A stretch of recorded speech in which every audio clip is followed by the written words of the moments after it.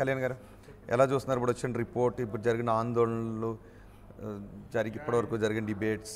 నమస్తే అండి. First of all మనం గ్రేట్ థ్యాంక్స్ చెప్పాల్సింది ఎవరికంటే పోలీస్ డిపార్ట్మెంట్కి. ఒక చిన్న కేసు అండి ఇది, దాదాపు అది యాక్సిడెంట్ అయిందని డే 1 పోలీసులు కన్ఫర్మ్ చేశారు. కానీ కొంతమంది పాస్టర్స్ వాళ్ళ స్వలాభం కోసం, డబ్బుల కోసం క్రైస్తవుల్ని రెచ్చగొట్టాలనేటటువంటి ఉద్దేశంతో వాళ్ళు ఈ హత్య అనేటటువంటి నినాదాన్ని ఎత్తుకొని కొన్ని లక్షల మంది క్రైస్తవ విశ్వాసుల మెదళ్లలో విషం నింపేశారు. హిందువుల మీద, ప్రభుత్వం మీద ఇది హత్య హత్య హత్య హత్య అని చెప్పేసి విషం నింపేశారు. ఆ విషమే మీకు ఇప్పుడు కింద కామెంట్ల రూపంలో కానీ పోల్స్ రూపంలో కానీ కనబడుతుంది.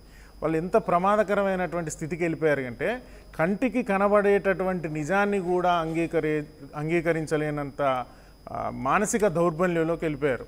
ఇది చాలా బాధాకరమైనటువంటి అంశం. ఇంతమంది అమాయకులు అనాలా, పిచ్చోళ్ళు అనాలా సమాజంలో ఉన్నారంటే ఆ సమాజంలో మనందరం ఉన్నామంటే బాధపడాల్సినటువంటి స్థితి. అది యాక్సిడెంట్ అని పోలీసు వాళ్ళు ఫస్ట్ రిపోర్ట్లోనే చెప్పేశారు. యాక్చువల్లీ ఇది కార్కి ఇంత డిస్టెన్స్ ఉందని 15 days బ్యాక్ ప్రెస్ రిపోర్ట్ పెట్టినప్పుడే కార్కి ఇంత డిస్టెన్స్ ఉంది, ఆ కార్ యాక్సిడెంట్ ఏం అవ్వలేదు, వాళ్ళని ఎంక్వైరీ చేశాము, అందులోకి వెళ్ళిపోయాడు, అతను ఏ స్థితిలో ఉన్నాడో మాకు తెలియదు, యాక్సిడెంట్ అని చెప్పిన తర్వాత పోలీసు వాళ్ళ రిపోర్ట్లను కూడా వీళ్ళు తప్పుదోవ పట్టించే విధంగా ప్రభుత్వం మీదకి, మాలాంటి హిందూ ఆర్గనైజేషన్స్ మీదకి, కరుణాకర్ సుగ్గున చంపాడు, రాధా మనోహరన్ స్వామి చంపాడు, లేకపోతే హమారా ప్రసాద్ చంపాడు, కళ్యాణ్ చంపాడు, లలిత్ చంపాడని ఇట్లా హిందూ ఆర్గనైజేషన్స్ని టార్గెట్ చేసే విధంగా వీళ్ళు మాట్లాడేటటువంటి మాటల్ని పోలీసు వాళ్ళు క్షుణ్ణంగా పరిశీలించి లేదు ఇంకా పూర్తి రిపోర్ట్ ఇవ్వాలని ఇంత టైం తీసుకోవడము, దాదాపు 500 సీసీ కెమెరాస్, టీవీ ఫుటేజెస్ని మొత్తం ఎంక్వైరీ చేయడము, ఆ ఫుటేజ్ని కొన్ని మీడియా ఛానల్స్ కూడా బయటకు వదిలినాయి. ఈరోజు పోలీసు వాళ్ళే స్పష్టంగా చెప్పారు, ఎల్బీ నగర్లో మందు తాగాడు, కోదాడలో మందు కొనుక్కున్నాడు, తర్వాత ఏలూరులో మందు కొనుక్కున్నాడు. ఇన్నిసార్లు మందు తాగినటువంటి వ్యక్తి స్పృహ తప్పిపోవడం కానీ లేకపోతే మత్తులో యాక్సిడెంట్ అవ్వడం అనేది సహజము, డ్రంక్ అండ్ డ్రైవ్ అనేటటువంటి తెలియదు. ఇప్పటికీ కొంతమంది పాస్టర్సు, ఎర్రగడ్డ మెంటల్ హాస్పిటల్లో ఉండవలసినటువంటి పాస్టర్స్ అంటే ఇప్పటికీ కొంతమంది పాస్టర్స్ అది హత్య, మాకు ఇంకా అనుమానాలు ఉన్నాయని కింద కామెంట్స్ రూపంలో, లైవ్స్ రూపంలో ఇప్పటికీ మొదలు పెడుతున్నారు. అంటే వీళ్ళని ఏ ఉద్దేశంతో అంటే ఒకటి ఇక్కడ 2 విషయాలు ఉన్నాయి.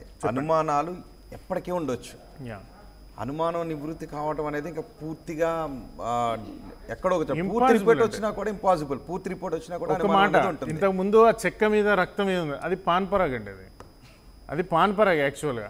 అప్పుడే అక్కడికి వెళ్ళిన దాన్ని తీసి వాసన చూసేది ఉంటే అది పాన్ వాసన వచ్చి ఉండేది. అది ఎప్పటి నుంచి పాన్పరాగులు ఎక్కడ పడితే అక్కడ ఎర్రగా ఉంటాయి కదండి, దానికి సంబంధించింది. దాన్ని ఫోరెన్సిక్ లో రావాల్సిన అంటారు. కాదు అలానే కనిపిస్తుందండి, అది మామూలుగా అట్లనే కనిపిస్తుంటది. సో వీళ్ళు కావాలని పాస్టర్ విజయ్ ప్రసాద్ రెడ్డి మొదలు పెట్టాడండి ఇదంతా. మాకు బైక్ ఈ విధంగా ఎలా పడిపోయింది, చెక్క మీద రక్తం ఎందుకుంది, ఇంత దూరంలో పడిపోతే మనిషి ఏ విధంగా చచ్చిపోతాడు, ఈయన చూసి నిజానికి నేను ఇక్కడే అంటాను. సో మీరు ఎన్ని డౌట్స్ అయినా, సహేతుకమైనటువంటి ఎన్ని డౌట్స్ అయినా వెల్లడించండి, తప్పులేదు. ఎందుకంటే కొంచెం ఇన్ డెప్త్ వెళ్తూ ఉంటుంది. ఎందుకు వెళ్ళాలి అని అంటే కూడా నేను ఒకటి చెప్తా. రీసెంట్గా ఒకటి వచ్చింది, తమిళనాడులోనూ కర్ణాటకలోనూ జరిగింది. వైఫ్ చనిపోయింది, వైఫ్ కనబట్టలేదు అని కర్ణాటక ఇస్తాడు.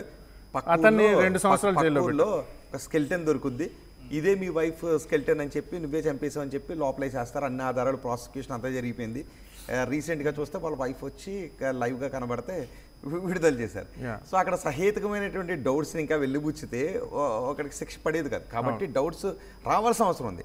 కానీ ఇక్కడ పలానా వాళ్ళు చంపారు అని అనడం ఇక్కడ సమస్య అదే అండి. ఇప్పుడు వాళ్ళు తీసుకొచ్చింది ఏంటంటే ఇక్కడ హత్య అయిందేమో అనేటటువంటి అనుమానం వాళ్ళు వ్యక్తం చేయట్లేదు. ఇది మా హిందూ సమాజం మీద వాళ్ళు దాడికి ప్రయత్నం చేస్తున్నారు. దీన్ని అడ్డం పెట్టుకొని, ఈ సంఘటనను అడ్డం పెట్టుకొని, ఒక వ్యక్తిని అడ్డం పెట్టుకొని, చనిపోయిన ప్రమాదాన్ని అడ్డం పెట్టుకొని హిందూ సమాజాన్ని, హిందూ ఆర్గనైజేషన్స్ని టార్గెట్ చేయాలని కొంతమంది పాస్టర్లు విపరీతంగా ప్రయత్నం చేస్తున్నారు. వాళ్ళు దాదాపు చనిపోయిన రోజు నుంచి ఇప్పటి వరకు హిందువులు ఇట్లా, నిన్న శాలేం రాజు అని చిలకలూరుపేటకు సంబంధించిన పాస్టరు, నేను దీని మీద ర్యాలీ తీస్తాను, అసలు నా పరిస్థితి, నా బలం ఏందో చూపిస్తాను, కొన్ని వేల మందితో ర్యాలీ తీస్తాను, నా తడాక ఏందో చూపిస్తానని వాళ్ళు లైవ్లో మాట్లాడుతున్నాడు.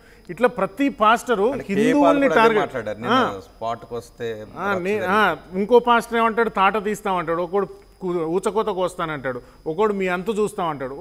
హిందూ సమాజాన్ని తిట్టడానికి ఈ పాస్టర్ ప్రవీణ్ పగడాల హత్యని అడ్డం పెట్టుకుని హిందూ ఆర్గనైజేషన్స్ని హిందూ సమాజాన్ని తిట్టడానికి వాళ్ళు ఉపయోగిస్తున్నారు. ఇది మమ్మల్ని తీవ్రంగా బాధిస్తుంది. హిందూ సమాజం కూడా తిరగబడితే ఖచ్చితంగా వీళ్ళకి ఈ విధమైనటువంటి సమాధానం ఇవ్వాలి. అలాంటి పిలుపులు మనం లేదు మరి వాళ్ళు ఎందుకు వాళ్ళు హత్య ఏంది ప్రమాదం ఏంది అని చెప్పుకోవడంలో తప్పలేదు, కానీ హిందూస్ని టార్గెట్ చేయడం కరెక్ట్ కాదు కదా. ప్రపంచంలో ఏ మూల ఏ క్షణం ఏం జరుగుతుందో వేగంగా తెలుసుకోవడానికి తొలి వెలుగు వాట్సాప్ ఛానల్ని ఫాలో చేయండి.